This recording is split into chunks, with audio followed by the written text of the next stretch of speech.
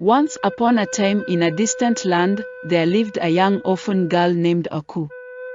Raised by her father, a humble farmer, Aku spent most of her life alone, navigating the harsh world on her own. She was kind-hearted and beautiful, with a demeanor that charmed anyone who met her. But a tragedy had shaped her life. When Aku was a young child, her father, a farmer who set traps for game, unknowingly placed one in a dangerous spot. Aku, curious and playful, wandered near it, not knowing its danger. The trap, designed for larger animals, caught her left hand and severed it just below the wrist. From that day on, Aku lived with the pain and sorrow of her amputation. Her left arm, forever hidden beneath her clothes, became a secret that she carried with her everywhere. Though the townspeople admired her beauty and grace, no one knew the reason she always covered her left arm. It became a quiet burden she carried, a symbol of her hardship. Time passed, and the king, Nana Ofori-Atta's wife, tragically passed away. The king, deeply saddened, decided it was time to take a new wife.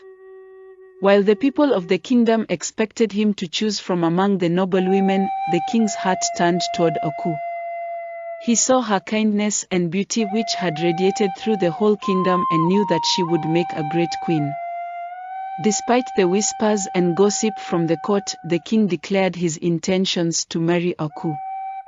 However, there was a woman in the court, Maame Kuma, whose daughter had been rejected in favor of Aku. This woman, bitter and angry, could not stand the idea of Aku becoming the queen. So, she paid a group of investigators, one of them, the town's worst drunkard, Obije, to find something that could tarnish Aku's reputation, to ruin her chances of becoming queen. Interestingly, Obije, for all his aimless living, ate from Aku's pot a lot of the time, but he gladly accepted Maame Kuma's offer. Never expect too much from a drunkard, they will disappoint you after their next drink. Obije soon uncovered the truth about Aku's amputated arm. Aku was out cooking on her compound one afternoon when Obije sneakily spied on her and realized that her left arm, which she always hid in the cloth, was half and not whole. Obije ran fast to inform Maame Kuma, who also wasted no time spreading it. Now, it was a known tradition that no one with a physical imperfection, especially an amputee, could marry the king. In the kingdom, it was an ancient belief that the ruler and their spouse must embody physical perfection, as they were seen as living symbols of the kingdom's strength and unity. The elders argued that any physical imperfection in a queen or king might be interpreted by rival kingdoms as a sign of weakness or bad fortune, leaving the land vulnerable to mockery or attack. This belief had been passed down for generations, rooted in a time when neighboring kingdoms sought any excuse to challenge the throne. Though times had changed and the kingdom now lived in peace, the tradition persisted, upheld by the elders as a way to preserve the dignity of the royal house. To them, Aku's condition wasn't just a personal flaw, it was a direct challenge to the legacy of their forebears and the stability of the realm. This made Maame Kuma's argument all the more persuasive, forcing the elders to insist on the public reveal. Maame Kuma first confronted the king, but when the king dismissed her, saying they were all fabricated lies, Maame Kuma went to the elders of the town with the same argument. She now demanded that Aku reveal her arm in public to prove she was fit to be queen, even going as far as swearing she'd gladly transfer ownership of all her family lands and properties to Aku's name if her arm were whole. The elders, eager to preserve tradition, put pressure on Nana Ofori-Atta to accept the challenge as that's the only way they could approve of his marriage to Aku. The king, unaware of the full details, accepted the challenge, believing it would rid him of this trouble. He agreed that Aku would show her arm in front of the public, confident that Aku would shame everyone and the issue would be resolved. But for Aku, this was a nightmare. She knew her condition all too well, and the thought of revealing her secret in front of the entire kingdom was unbearable. Deep down, she feared that the king, too, would be repulsed by her and turn his back on her. In sorrow, she fled town and walked to the river at the edge of town, ready to drown herself to escape the humiliation.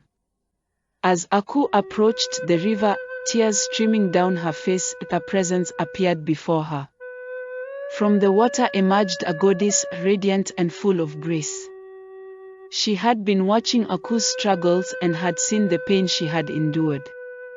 The goddess spoke softly, her voice calm yet powerful. Aku, I have seen the trials you have faced, the burden you carry with grace. You are not defined by your flaws. Dip your left hand into the water, and I shall show you the worth that lies within. In disbelief, Aku hesitated, but the goddess's words gave her hope. She stretched out her left arm, the one she had kept hidden for so long, and dipped it into the water. In a brilliant flash of light, the goddess transformed Aku's arm, no longer a stump, but a golden arm, shining with wealth and beauty. Aku could not believe what she was seeing, and she was full of praise. The next day, the challenge arrived. The court, filled with anticipation, gathered to witness Aku's public reveal. The woman who had plotted against Aku stood proudly, sure that the day would end with Aku's disgrace. The moment arrived. Aku stepped forward, her heart heavy with sorrow and fear. She slowly rolled back her sleeve and revealed her golden arm. The crowd gasped in astonishment. The golden arm gleamed in the sunlight, an undeniable symbol of divine grace and beauty.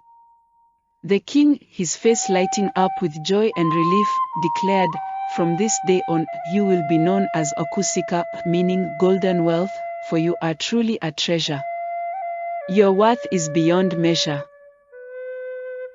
The news of Aku's transformation spread throughout the kingdom, and the people celebrated her. The town, once known for its ordinary life, was now renamed Sikoman, the land of gold, in her honor. But for Aku, the true treasure was not her golden arm. It was the realization that her worth had never been in her physical appearance or in her ability to conform to the expectations of others. The goddess had shown her that true beauty comes from within, and her struggles had shaped her into someone remarkable. Moral, true beauty and worth do not lie in physical perfection but in the strength of one's heart and spirit. No matter the hardships we face, we are worthy of love and greatness. Never let the judgment of others define who you are, for the most valuable treasures often lie within us.